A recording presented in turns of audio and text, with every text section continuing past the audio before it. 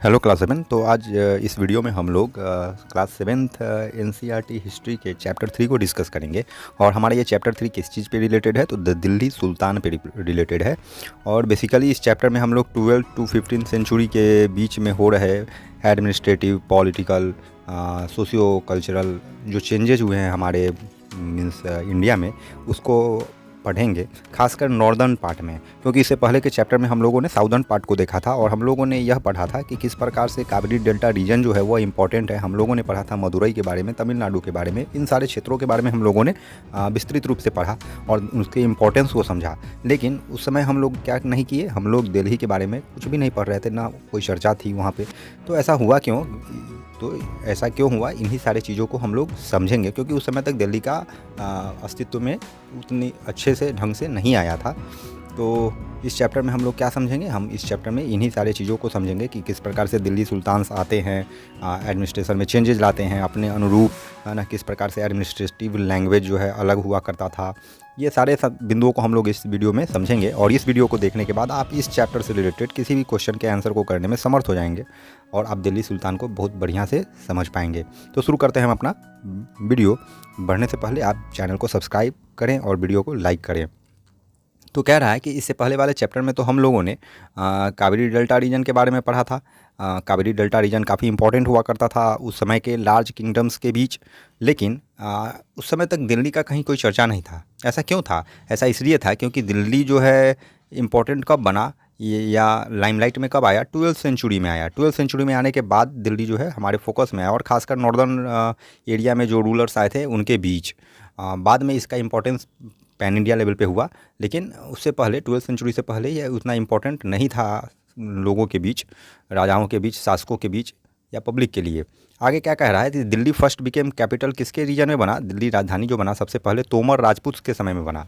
तोमर राजपूत जो थे वही दिल्ली को के संस्थापक माने जाते हैं और उन्हीं के समय दिल्ली को राजधानी बनाया गया, राजधानी का दर्जा दिया गया। लेकिन इन तोमर्स को 12th सेंचुरी में, मिडिल ऑफ 12th सेंचुरी में, है ना, मीन्स 12वीं शताब्दी के मध्य में हरा दिया। किसने हराया? तो चौहान्स ने हरा दिया। ये चौहान्स कौन थे? ये अजमेर वाले चौहान्स थे जो अजमेर और दिल्ली के क्षेत्रों पर अपना शासन बनाए हुए थे। It was the under the Tomars and Chauhans Delhi became important. Means Delhi important किसके रीजन में हुआ? तो तोमर्स और चौहान के रीजन में हुआ। एक इम्पॉर्टेंट कमर्शियल सेंटर बन के उभरा। बहुत सारे रिच जैन मर्चेंट्स जो थे वहाँ आकर के रहते थे और बहुत सारे टेम्पल्स का निर्माण कराया गया था वहाँ पर। कहाँ पर? दिल्ली में। और यही नहीं, दिल्ली का एक क्वाइन भी था अपना, जो ट्रांजैक्शन वगैरह में इस्तेमाल किया जाता था। उस क्वाइन को हम लोग क्या कहते थे? देहली वाल, जो काफ़ी प्रचलन में था, यूज में था। कह रहा है the transformation of Delhi into capital that controlled vast areas of subcontinent started with the foundation of Delhi sultanate. लेकिन स्थापना तो इन लोगों ने किया। किन ने किया? तोमर्स ने किया। उसके बाद उसको कैरी ऑन कौन किया? तो ये चौहान लोग किए। लेकिन दिल्ली का जो एरिया था, रीजन था, वो किसने बढ़ाया, चमक धमक किसने बढ़ाया? तो ये दिल्ली सुल्तान को क्रेडिट जाता है कि with the foundation of Delhi sultanate in the beginning of 13th century Delhi क्या हो गया? दिल्ली ट्रांसफॉर्म हुआ एक कैपिटल के रूप में, जिस कैपिटल के अंदर में बहुत बड़ा एक भूभाग आने लगा था। हालांकि अगर हम मुग़ल एम्पायर से कंपेयर करें तो दिल्ली सुल्तान का एरिया उतना बड़ा नहीं था जितना बड़ा मुग़ल एम्पायर का था। आगे हम क्या देखते हैं? कह रहा है हमको आइडेंटिफाई करिए 5 dynasties that together made the सल्तनत। दिल्ली सल्तनत बनाने वाला 5 डायनेस्टी क्या, कौन कौन सा था, उसको आप आइडेंटिफाई कीजिए, पहचानिए टेबल 1 में। तो हम लोग टेबल 1 को देखने का प्रयास करते हैं। ये रहा टेबल 1। टेबल 1 में आप क्या देख रहे हैं कि राजपूत डायनेस्टीज के बारे में सबसे पहले चर्चा है कि तोमर्स आते हैं, अनंगा पाल, ये देख रहे हैं, इसका टाइम पीरियड दिया है कि 1130 से 1145 और तोमर्स को ही श्रेय जाता है दिल्ली के संस्थापक के रूप में। दूसरा आता है उसके बाद चौहान। इसी चौहान ने क्या किया था? तोमर्स को हराया था। तो चौहान हुए। उसके बाद 92 तक आपको याद होगा 1191 में तराइन वार हुआ था और 1192 में तराइन का द्वितीय युद्ध हुआ था जिसमें पृथ्वीराज चौहान को मोहम्मद गोरी ने हरा दिया था। इसके बाद हम लोग अर्ली तुर्किश रूलर्स देख रहे हैं। मैंने ऐबक, कुतुबुद्दीन ऐबक, इल्तुतमिश, रजिया सुल्तान जो थी, गयासुद्दीन बर्मन, है ना, ये सारे जो आ गए, है ना, स्लेब डायनेस्टी के रूलर हो गए। उसके बाद क्या आया? खालजी डिनेस्टी आया, खिलजी। खिलजी में आप देख सकते हैं जलालुद्दीन खिलजी, अलाउद्दीन खिलजी, है ना, जलालुद्दीन खिलजी और अलाउद्दीन खिलजी। इसके बाद आप तुगलक डायनेस्टी को देखते हैं, सैयद डायनेस्टी को देखते हैं, लोदी डायनेस्टी को देखते हैं। तो बेसिकली क्या है इसमें आपको ध्यान क्या रखना है, इसमें ध्यान रखना है कि क्रोनोलॉजी की किस क्रोनोलॉजी में ये सारे जो डायनेस्टी थे वो आए। तो आप याद रखिएगा सख्त साल, है ना, एक न्यूमोनिक्स है, आप खुद से भी अपना बना सकते हैं। तो सख्त साल दैट मीन्स एस फॉर क्या हो गया, एस फॉर हो गया slave dynasty, K for Khilji, T for Tughlaq, और एस से हो गया सैयद डायनेस्टी, एल से हो गया लोधी डायनेस्टी। तो ये सारे डायनेस्टी हैं, 5 हैं, 1 2 3 4 5, ये पांचों डायनेस्टी को आप ध्यान में रखेंगे कि ये 5 डायनेस्टी आया और किस टेन्योर में आया। कंबाइंडली इसको हम क्या कहते हैं, तो दिल्ली सल्तनत का टाइम फ्रेम कहते हैं, जो 12th century to 15th century हम लोग पढ़ रहे हैं इस चैप्टर में। तो याद यही रखना है कि सख्त साल that is S for slave dynasty, K for Khilji, T for Tughlaq, S for Sayyid, L for Lodi. तो लोधी डायनेस्टी तक हम लोग देखेंगे इसमें। आगे हम देखते हैं टेबल 1 को तो हम लोग देख चुके। अब टेबल 1 के बारे में हम देखते हैं कि Delhi sultans built many cities in the area that we now know Delhi. Delhi सुल्तान ने बहुत सारे सिटीज़ को बनाया, मीन्स दिल्ली में ही छोटे छोटे दिल्ली के एरिया में ही छोटे छोटे शहरों को बनाया, जिसको हम लोग आज दिल्ली कहते हैं, माने कंबाइंड दिल्ली। अब कह रहा है किस किस जगहों को बनाया, तो दिल्ली, ये कूना, सीरी, जहाँपना, है ना, इन सारे जगहों का निर्माण, स्थानों का निर्माण कराया गया, शहरों का निर्माण कराया गया। छोटे से देख रहे हैं आप इस मैप में, देखिए जहाँपना यहाँ देख रहे हैं आप, हौज खास भी दिखाया जा रहा है, दिल्ली कूना, तुगलकाबाद दिखाया जा रहा है। तो इस प्रकार से आप देख सकते हैं कि इन शहरों का जो सिटीज़ का निर्माण कराया गया, किनके द्वारा कराया गया, तो दिल्ली सुल्तान्स के द्वारा कराया गया। अब सुल्तान्स में बहुत सारे होंगे, आते गए जिनका शासनकाल रहा होगा वो उसका निर्माण कराए होंगे। आगे कह रहा है understanding Delhi under the sultans. अब दिल्ली को हम समझेंगे सुल्तान के अंदर में।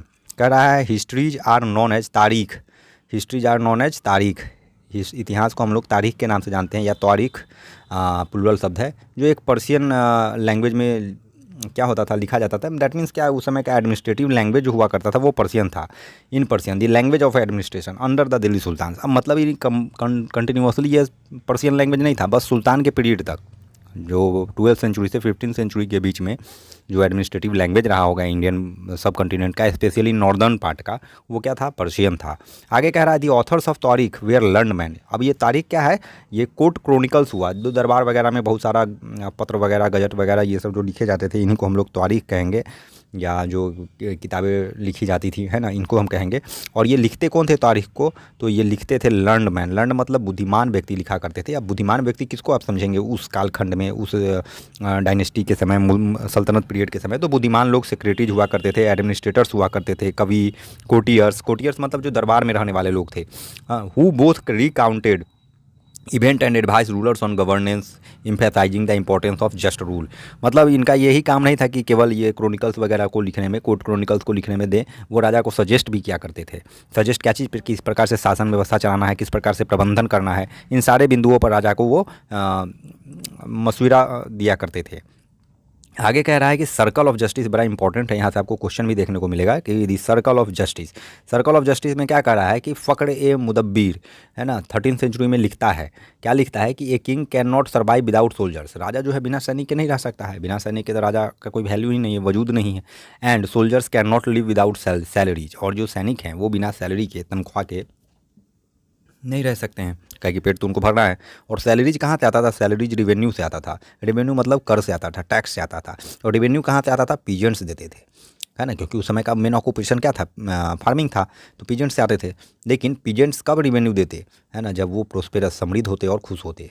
This happens when the king promotes justice and honest governance. तो यही कह रहा है कि राजा जब न्याय और न्याय संगत विकास करता है और ईमानदार व्यवस्था चलाता है, तभी ये सारा चीज़ संभव है। मतलब ये एक सर्किल को दिखा रहा है कि न्याय का सर्किल बता रहा है कि किस प्रकार से न्याय व्यवस्था जो है वह जुड़ा है राजा के अस्तित्व से, और राजा के अस्तित्व से न्याय व्यवस्था जुड़ा हुआ है। कि अगर राजा न्याय व्यवस्था अच्छा रख रहा है, एडमिनिस्ट्रेशन अच्छा चला रहा है, तो इससे क्या हो रहा है, एडमिनिस्ट्रेशन और न्याय दोनों अच्छा चलेगा, तो क्या होगा, किसान वगैरह जो भी काम करने वाले लोग हैं वो लोग समृद्ध होंगे। जब वो समृद्ध होंगे तो वो कर देंगे, और जब कर देंगे तो राजा के पास पैसा ज़्यादा होगा, इसलिए राजा का सैनिक मजबूत होगा, क्योंकि राजा पेमेंट अच्छा कर सकता है।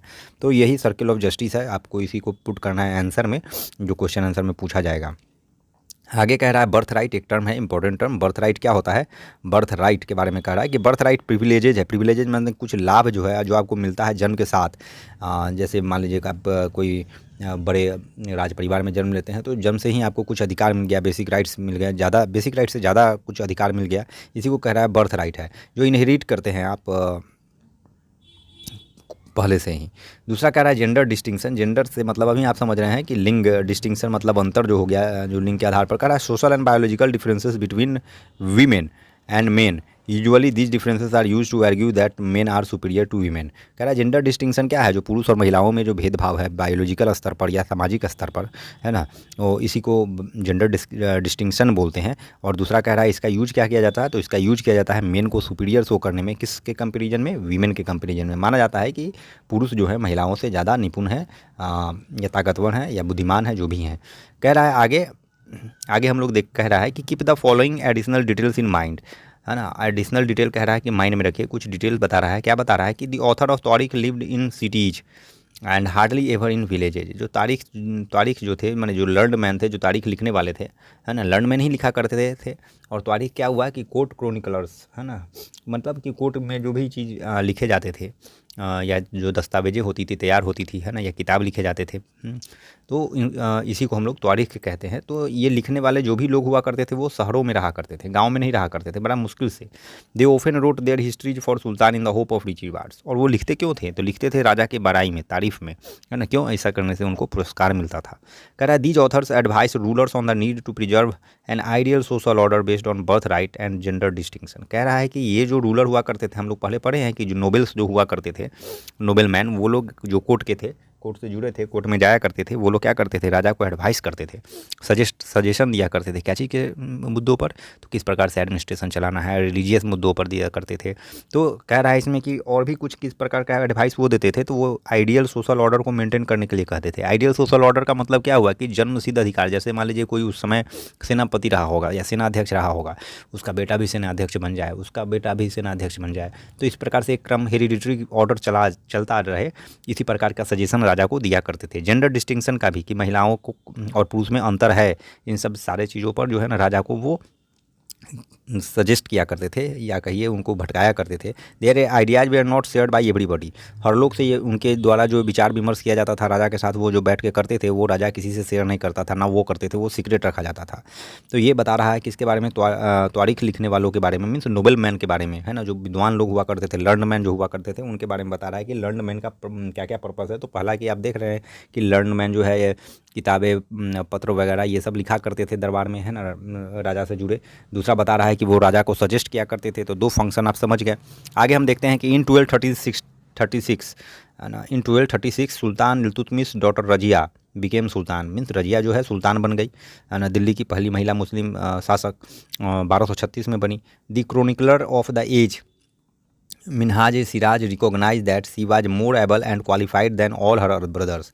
अब देखिए जो मिनहाज सिराज था वो रिकॉग्नाइज करता है, इस बात को जोर देता है, बताता है कि वो ज़्यादा क्वालिफाइड है, माने बुद्धिजीवी है और ज़्यादा निपुण है अपने भाइयों से। But he was not comfortable at having a queen as a ruler. लेकिन फिर भी मिनहाज सिराज कंफर्टेबल महसूस नहीं कर रहा है ना। किसके नेतृत्व में? रजिया सुल्तान के नेतृत्व में। मतलब वह नहीं देखना चाहता है कि रजिया सुल्तान उसके शासक बने, है ना, उसका शासक बने। क्यों? क्योंकि वो महिला है। Nor was were the nobles happy at her attempts to rule independently, है ना। और ना ही बाकी नोबेल्स मतलब जो बुद्धिमान व्यक्ति थे, जो दरबार से जुड़े हुए थे, दरबार के जो लर्नड पीपल हुआ करते थे, वो लोग भी इस प्रयास से खुश नहीं थे कि रजिया जो है उनके ऊपर शासन करे।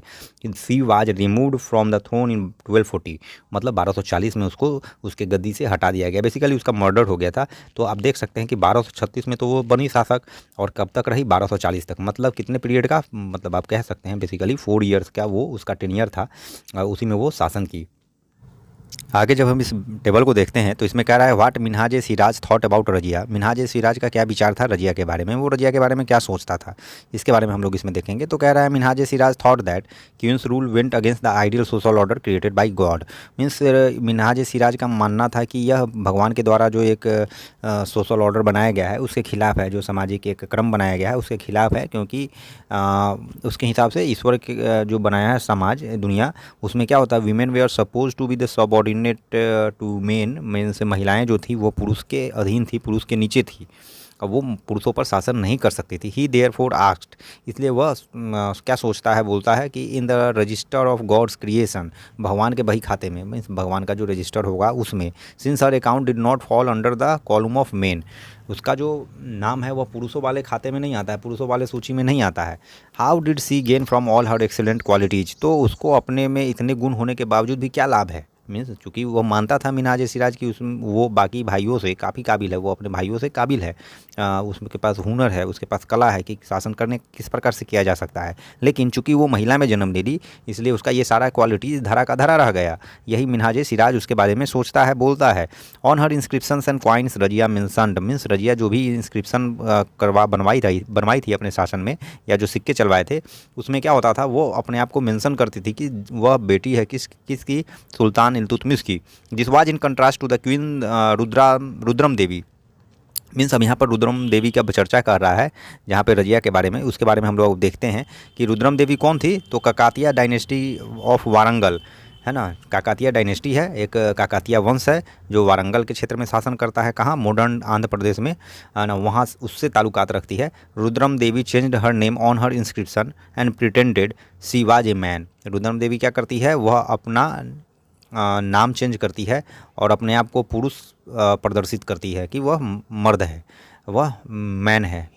ओके, यह डिफरेंस है किसमें, रजिया में और रुद्रम देवी में, कि रुद्रम देवी जो है इंस्क्रिप्शंस वगैरह में क्या करती है, अपने आप को मैन प्रिटेंड करती है, अपने आप को पुरुष शो करना चाहती है। वहीं जो रजिया है वो अपने आप को अपने पिता इल्तुतमिश की बेटी शो करती है कॉइन्स वगैरह में या इंस्क्रिप्शंस में। अनदर क्वीन दिद्दा रूल्ड इन कश्मीर, दिद्दा जो है कश्मीर में शासन करती है। हर टाइटल इज इंटरेस्टिंग, उसका टाइटल इंटरेस्टिंग है। इट कम्स फ्रॉम दीदी, है ना, दीदी जो है, दिद्दा जो है वो दीदी शब्द से लिया गया है, और एल्डर सिस्टर, बड़ी बहन, and obviously affectionate term given to a loved ruler by her subjects, means जनता के द्वारा यह दिया गया है। जैसे अभी बंगाल में लोग ममता दीदी कहते हैं, उसी प्रकार से दिद्दा, है ना, कहते थे लोग जम्मू कश्मीर के उस महिला शासक को, रानी को।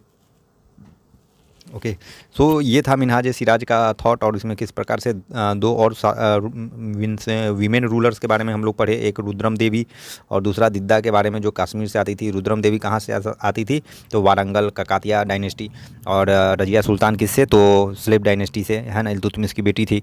तो ये सारे चीज़ थे। आगे हम देखते हैं closer look, administration under the Khaljis and Tughlaq, means Khalji और तुगलक के अंदर में, खिलजी या तुगलक के अंदर में शासन व्यवस्था कैसा था, एडमिनिस्ट्रेशन मतलब शासन व्यवस्था कैसा था। The consolidation of a kingdom as vast as the Delhi sultanate needed reliable governor and administrators, means कह रहा है कि ये जो दिल्ली सल्तनत था एक बड़ा क्षेत्र था, और इसको नियंत्रण में रखने के लिए एक रिलायबल मतलब विश्वसनीय गवर्नर और एडमिनिस्ट्रेटर्स की जरूरत थी, मीन्स शासन चलाने वालों की जरूरत थी, विश्वसनीय शासन चलाने वालों की। Rather than appointing aristocrats and landed chieftain as governor, the early Delhi sultans, especially Iltutmish, favored their special slaves purchased for military services called बंदगान। कह रहा है कि अब शासन चलाना है तो विश्वसनीय आदमी चाहिए जो शासन व्यवस्था से अच्छे से चला सके और राजा को सही जानकारी भी दे, ताकि कोई भी तख्तापलट वगैरह न हो, क्योंकि राजतंत्र था उस समय, कोई भी आक्रमण कर सकता था, राजा से सत्ता छीन सकता था, इसलिए विश्वसनीय आदमी की ज़रूरत थी। तो राजा यहाँ पे बता रहा है कि जो अर्ली दिल्ली सल्तनत से, माने जो शुरुआती दौर में जो दिल्ली के सुल्तान बने, जो भी राजा लोग बने होंगे, वो लोग क्या करते थे, वो लोग मीन्स ज़मींदार वगैरह या जो एरिस्टोक्रेट्स ऑफिसर वगैरह बहाल करने के स्थान पर क्या करते थे, वो गुलामों को बहाल करते थे, है ना, गुलाम, उस समय गुलामी प्रथा चलती थी, गुलाम को वो बहाल करते थे। और यहाँ पर कह रहा है, खासकर इल्तुतमिश का चर्चा कर रहा है कि इल्तुतमिश क्या करता था, जो पहला अर्ली सुल्तान था, जो फेवर करता था स्पेशल स्लेव्स को, जो कि वो खरीदते थे किस चीज़ के लिए, मिलिट्री सर्विस के लिए, मैंने सैन्य उद्देश्य से खरीदता था गुलाम को, और जिसको वो लोग क्या बोलता था, बंदगान, है ना, बंदगान। बंदगान किसका नाम हो गया, बंदगान इन्हीं गुलामों का नाम हो गया, स्पेशल स्लेव्स का, है ना। वो स्पेशल स्लेव्स क्यों खरीदे जाते थे, रखे जाते थे, तो मिलिट्री सर्विस के लिए। तो मिलिट्री सर्विस के लिए लाए गए, खरीदे गए जो स्पेशल स्लेव होते थे, उन्हीं को हम लोग बंदगान कहते हैं। उन्हीं को क्या कहते हैं, बंदगान। बंदगान एक पर्शियन भाषा का शब्द है, तो बंदगान पर्शियन में बोला जाता था, ऐसे हम लोग बोल सकते हैं slave.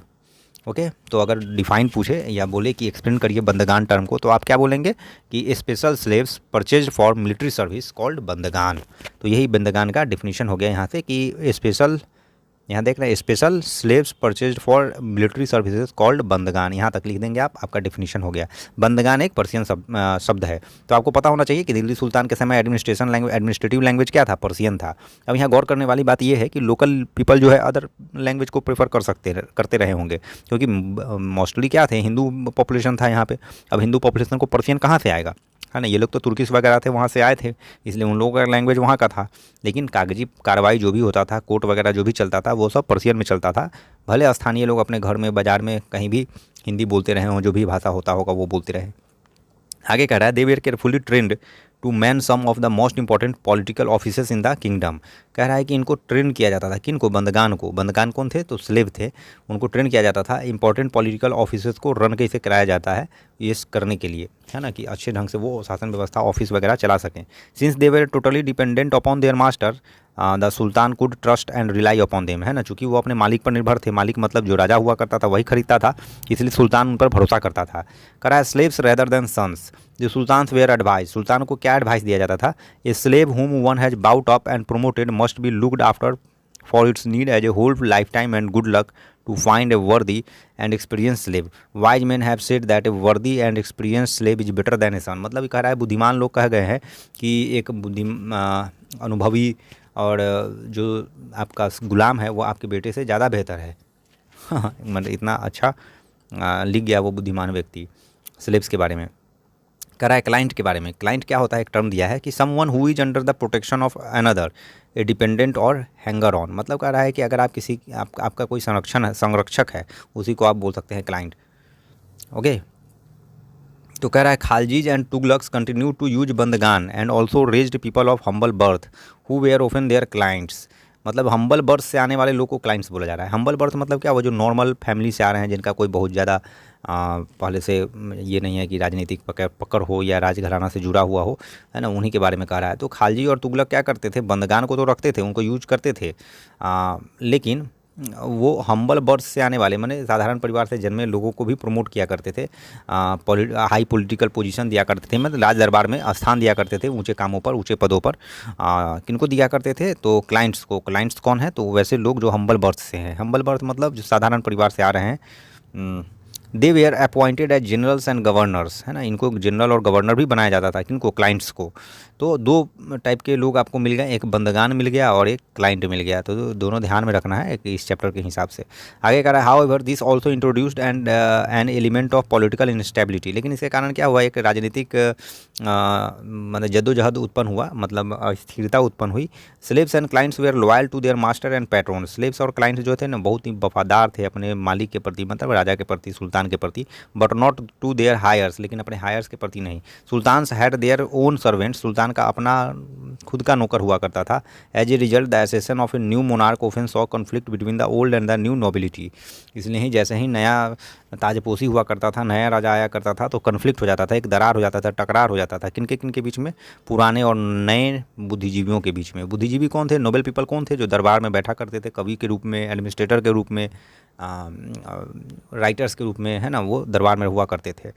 The patronage of these humble people by the Delhi Sultans also shocked many elites, and the authors of Persian Tariq criticized the Delhi Sultan for appointing the low and base born to high offices। कह रहा है ये जो patronage था, माने राजा जिसको आश्रय दे रहा था, जिसको संरक्षण दे रहा था, किनको, जो हम्बल पीपल थे। हम्बल पीपल माने जो साधारण परिवार से आने वाले थे, है ना, साधारण परिवार में जन्मे आदमी को जब राजा ऊंचे पोस्ट पर देता था, उनके वफादारी को देखकर, उनके क्वालिटीज़ को देखकर, तो इससे जो तारीख ऑथर थे, मतलब जो नोबेल लोग थे, जो शासन में से जुड़े हुए लोग थे, वो इस बात से जलते थे, है ना, नाराज़गी होती थी उनको। वो आलोचना करते थे किसका, दिल्ली सुल्तान का, कि राजा कितना मूर्ख है कि यह साधारण परिवार से जन्मे आदमी को, है ना, इतने ऊंची पद पर बैठा रहा है, ये लोगों का मन ये बहका रहा है ना, इस टाइप के बात बोला करते थे। कौन बोला करते थे, तो जो नोबेल लोग हुआ करते थे दिल्ली सल्तनत के दरबार में। कह रहा है officials of sultan Mohammad Tughlaq, है ना, मोहम्मद तुगलक के ऑफिसर्स के बारे में बात कर रहा है कि किस प्रकार थे। तो कह रहा है सुल्तान मोहम्मद तुगलक अपॉइंटेड अजीज खुम्मर ए वाइन डिस्टिलर, मतलब शराब वराब बनाने के काम में जुड़ा हुआ अजीज खुम्मर था, एक जिसको ऊंचे पद पर बैठाया, कौन, तुगलक, मोहम्मद तुगलक। दूसरा था फिरोज हजाम जो एक नाई था।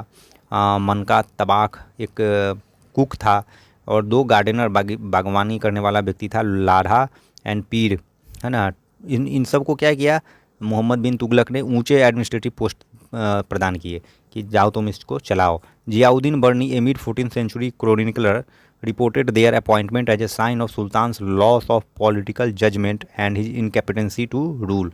मतलब बर्नी के बारे में कह रहा है कि बर्नी एक राइटर था या एक नोबेल पीपल था, बुद्धिमान व्यक्ति था राजा के दरबार में।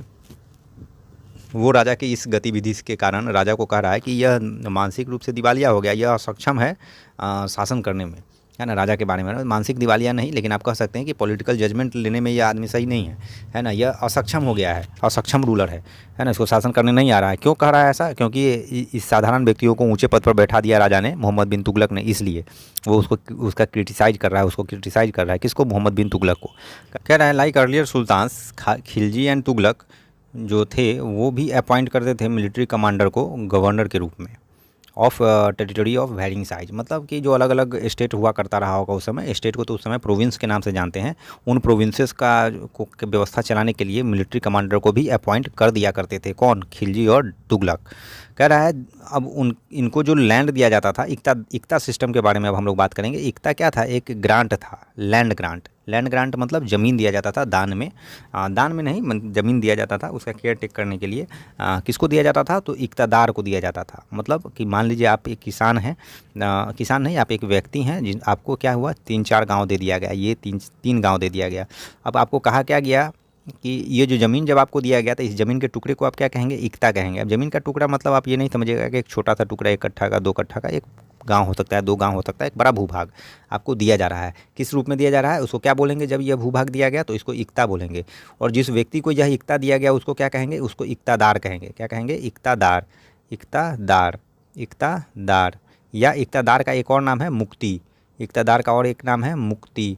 तो आपको या तो इक्तादार कहा जाएगा या आपको मुक्ति कहा जाएगा। अब आपका काम क्या है? आपको यह ज़मीन का टुकड़ा दे दिया गया, आप इस ज़मीन से क्या क्या वसूल सकते हैं? आप इस ज़मीन से टैक्स ले सकते हैं, रेवेन्यू। किससे? पीजेंट्स वगैरह से आप टैक्स ले सकते हैं। आपको टैक्स मिल गया, अब इस टैक्स से आप अपना सैलरी भी निकालेंगे, आप राजा को भी देंगे। दूसरा अलावा इस टैक्स से आपको क्या करना है? आपको मिलिट्री को भी देना है सैलरी। मिलिट्री मतलब जो सोल्जर्स आप रखेंगे उस सोल्जर को भी आपको सैलरी देना है इसी टैक्स से। तो ये तो हो गया आपका वो इस ज़मीन से आने वाला चीज़। बदले में आपको क्या करना है? आपको बदले में ये करना है कि राजा आपको जब भी बुलाएगा सैनिक की मदद के लिए, आपको अपने सैनिक को राजा को प्रोवाइड करना है, आपको लीड करना है अपने सैनिकों को युद्ध के समय में या ज़रूरत के समय में, जब भी राजा का ज़रूरत होगा। इसके अलावा राजा का क्या डिमांड था? 2 डिमांड था कि आप यहाँ पर लॉ एंड ऑर्डर मेंटेन करेंगे। जो भी ये इक्ता का इलाका है, इस इक्ता के इलाका में आपको लॉ एंड ऑर्डर मेंटेन रखना है। तो ये सारा चीज़ इक्ता से जुड़ा हुआ था। तो बेसिकली इक्ता अगर हमसे कोई पूछे तो हम क्या बोल सकते हैं? It is a grant of land given by sultans, है ना। किसको दिया जाता था भाई? तो इक्तादार को दिया जाता था। जिस भी व्यक्ति को दिया गया उसको इक्तादार बोलते थे। क्यों दिया जाता था? तो इसलिए दिया जाता था कि वो वहाँ से टैक्स वसूले, सैनिक को मेंटेन करे, और राजा को जब जरूरी हो तो राजा को सैनिक मुहैया कराए। दूसरा, लॉ एंड ऑर्डर जो इस एरिया का था ये मेंटेन करना भी किसका काम था? इक्तादार का। तो आप एक तरह से इसको ज़मींदार भी बोल सकते हैं, इक्तादार को ज़मींदार भी बोल सकते हैं। इक्तादार का एक और नाम मुक्ति था। लेकिन इस इक्ता सिस्टम का एक बड़ा यूनिक फीचर था।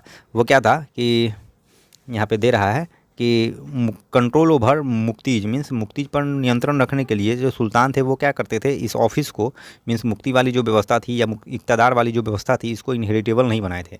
मतलब ये वंशानुगत नहीं था कि आज आपको मिल गया तो परमानेंटली मिल गया, अब आपके बाद आपका बेटा करेगा, इस पर व्यवस्था चलाएगा इसका, ऐसा नहीं था।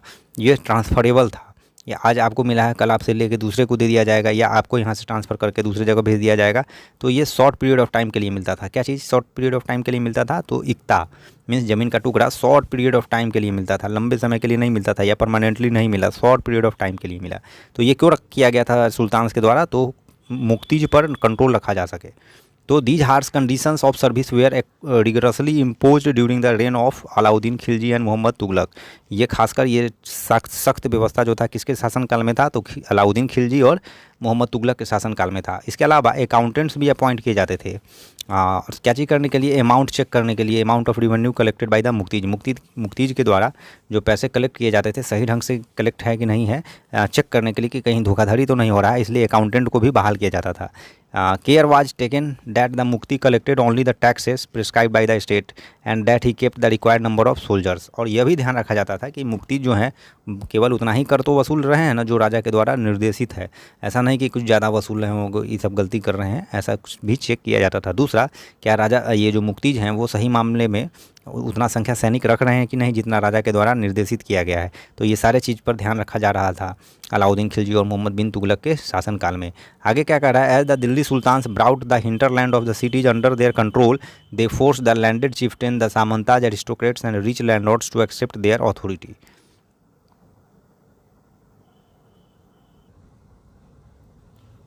कह रहा है जैसे ही सुल्तान अंदरूनी इलाके के क्षेत्रों को जब जीत लिया, अपने शासन में मिला लिया, जो दूर सुदूर क्षेत्र थे उनको अपने शासन में मिला लिया, अपने कंट्रोल में ले आया, तो वो फोर्स किया लैंडेड चिफ्टेंस को और सामंताज को एंड रिच लैंडलॉर्ड को to accept their authority, means उनको अपने सामने झुकाया।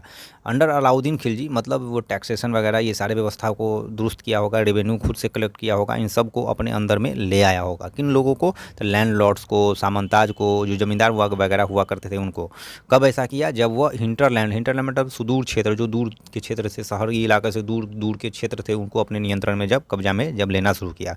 कह रहा है अंडर अलाउद्दीन खिलजी के नेतृत्व में अंदर में the state brought the assessment and collection of land revenue under its own control. जो राजा था वो अपने नेतृत्व में ले लिया। किस चीज़ को, ज़मीन के आकलन करने को, किस पर टैक्स लगाना है नहीं लगाना है, ये सारा चीज़ है ना, टैक्स वसूलना, ये सब चीज़ को अपने नेतृत्व में, अपने नियंत्रण में ले लिया।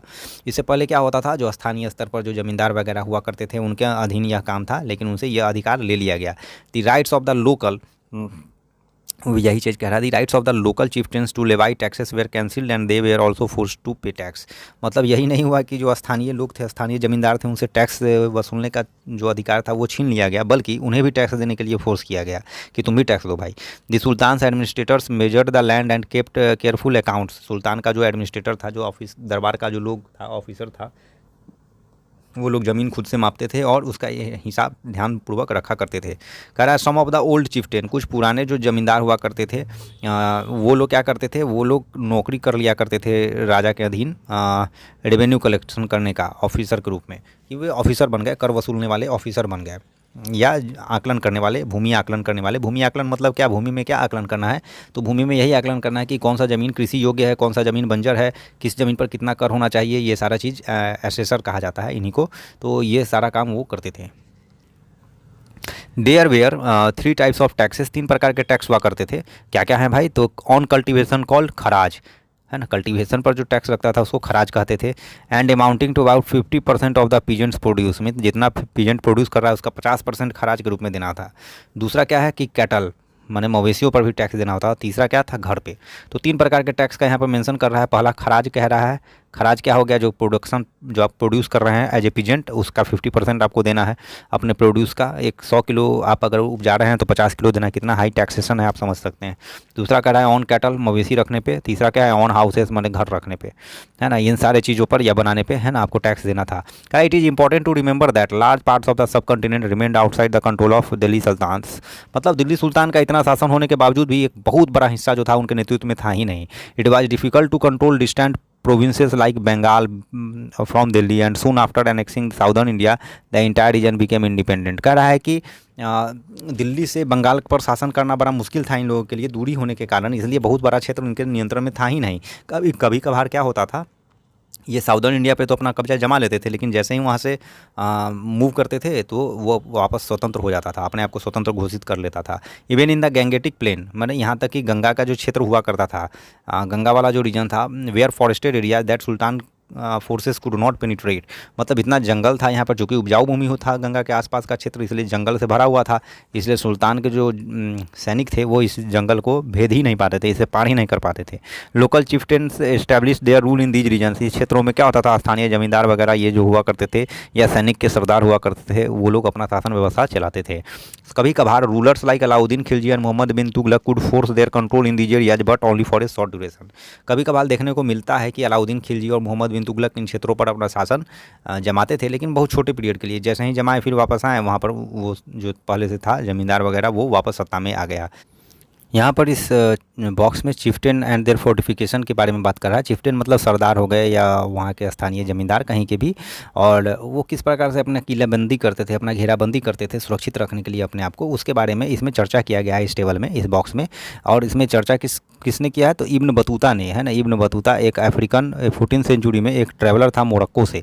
कौन था? इब्न बतूता मोरक्को का एक ट्रैवलर था, माने विदेशी यात्री था। वो बताता है यहाँ पर किसके बारे में, तो चिफ्टेन के बारे में, सरदार के बारे में, या जो ज़मींदार हुआ करते थे उस समय के, वो किस प्रकार से किलाबंदी करते थे अपने लिए ताकि वो सुरक्षित रह सके, उसके बारे में कह रहा है कि फोर्टिफाइड देमसेल्व्स, मतलब वो क्या करते थे, अपने आप को फोर्टिफाई करते थे पहाड़ के खोहों में, है ना, या अनइवन रग्ड प्लेसेस में, मतलब दूर गहराई में होने वाले क्षेत्रों में अपने आप को बचाते थे, अपने आप को वो वहाँ रहा करते थे। As well as in bamboo groups, means बसवारी में, बसवारी मीन्स बाँस का जो गाछी हुआ करता था, बहुत बड़ा झंखार, उसमें वो अपने आप को रखते थे। कह रहा है कि in India the bamboo is not hollow, it is big, it's several, मतलब बाँस का जो बसवारी हुआ करता था, बाँस का जो बागवानी हुआ करता था, वो खोखला नहीं होता था, बहुत घना होता था, है ना, इतना घना कि आग का भी उस पर असर नहीं होता था, means fire can not affect them, and they are not, they are the whole very strong, और वह काफ़ी मजबूत हुआ करता था।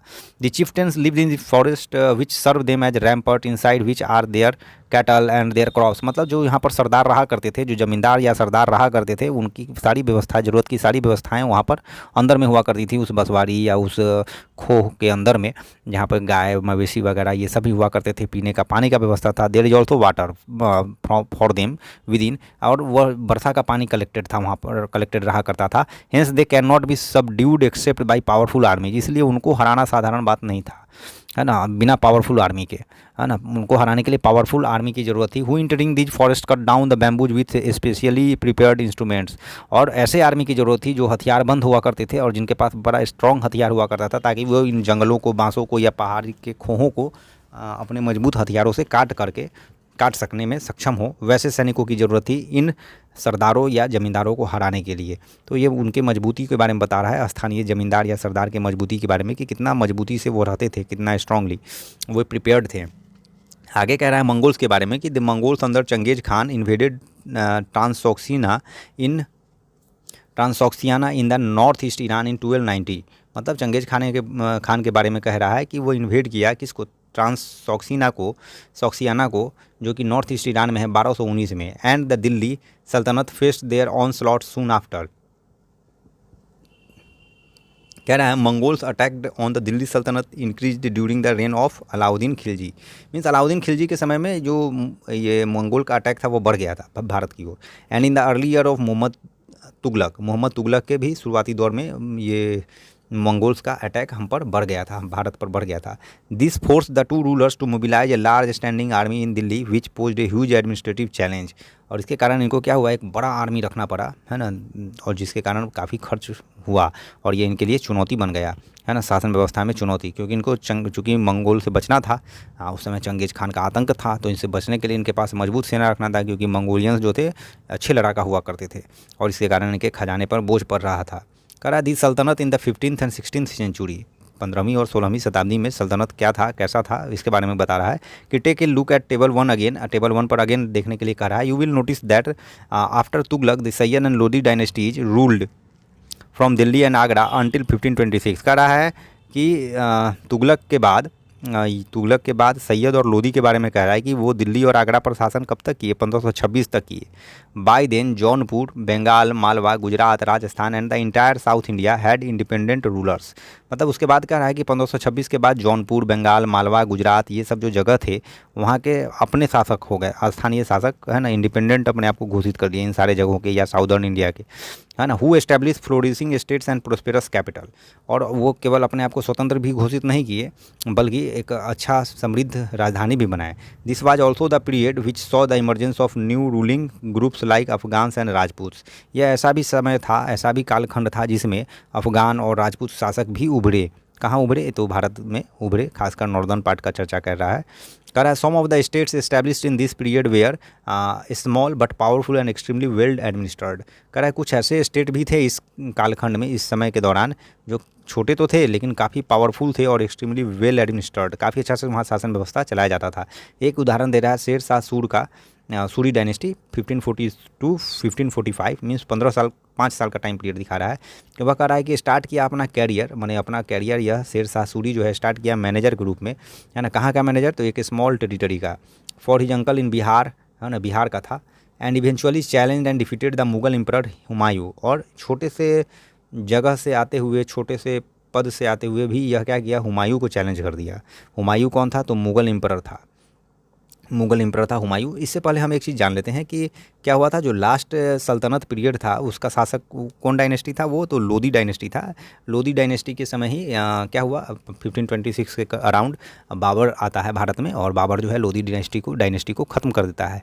और इसके बाद पानीपत की युद्ध होती है, और उसके बाद जो सल्तनत पीरियड था वो ख़त्म हो गया, वहीं से ख़त्म हो गया अराउंड 1526 में। और उसके बाद किसका शासन शुरू होता है, तो उसके बाद मुगल डायनेस्टी आ जाता है, मुगल का पीरियड शुरू हो जाता है। वहाँ से हम लोग मुगल पढ़ेंगे, तो ये मुगल के रीजन में अब आ गया कि मुगल एम्परर हुमायूं जो था वो 1530 से 1540 तक शासन किया। और फिर बीच में क्या होता है, यही 1540 में शेर शाह सूरी जो अफ़गान शासक था, जो बिहार में था, अफ़गानी था, अफ़गान शासक नहीं अफ़गानी था, जो बिहार में शासन करता था, बिहार के एक छोटे से एरिया में, वो हुमायूं को हरा देता है 1540 के करीब। और उसके बाद वह कुछ दिनों तक शासन करता है, लेकिन अचानक उसकी मृत्यु हो जाती है। फिर 1555 में हुमायूं वापस आता है। शेर शाह जो है, शेर शाह सूरी, वह दिल्ली को भी कब्जा में ले लिया आपने, और अपना एक वंश बैठा लिया, शुरू कर दिया डायनेस्टी, अपना डायनेस्टी सूरी डायनेस्टी। ऑल दो द सूर dynasty ruled for only 15 years, है ना। ये सूरी डायनेस्टी जो था, या सूरी डायनेस्टी जो था, वह मात्र 15 साल के लिए ही चला। कब से कब तक चला, 1540 से 1555 तक, क्योंकि 1555 में हम देखते हैं कि हुमायूं वापस आ गया जब शेर शाह सूरी गुजर गया। कह रहा है it introduced N administrative that borrowed elements from Alauddin Khilji. कह रहा है यह इंट्रोड्यूस किया वैसा शासन व्यवस्था जो किससे लिया गया था, अलाउद्दीन खिलजी से लिया गया। And made them more efficient, और केवल लिया नहीं गया, उसको समय के अनुसार और भी उसमें कुछ बदलाव करके उसको ज़्यादा अच्छा से इम्प्लीमेंट कर दिया। Sher Shah administration became the model followed by the great emperor Akbar. Sher Shah Suri के द्वारा जो शासन व्यवस्था लाया गया था, चलाया गया था, उस मॉडल का पालन किसने किया, कॉपी को किसने किया, अकबर ने भी किया। When he consolidated the Mughal empire, जब वो मुगल एम्पायर पर शासन कर रहा था, उसको मजबूत करना चाहता था उस समय। तो ये था चैप्टर हमारा दिल्ली सुल्तान्स, जिसमें हम लोग 12th century to 15th century तक के पीरियड को समझे हैं, समझने का प्रयास किए हैं। अगर आप चैनल पे नए हैं तो चैनल को सब्सक्राइब कीजिए, साथ ही साथ वीडियो को लाइक और शेयर कीजिए। आगे के वीडियो में हम लोग इस चैप्टर से रिलेटेड क्वेश्चन आंसर को सॉल्व करेंगे और देखेंगे किस प्रकार से क्वेश्चन आंसर सॉल्व किया जाता है। Thank you.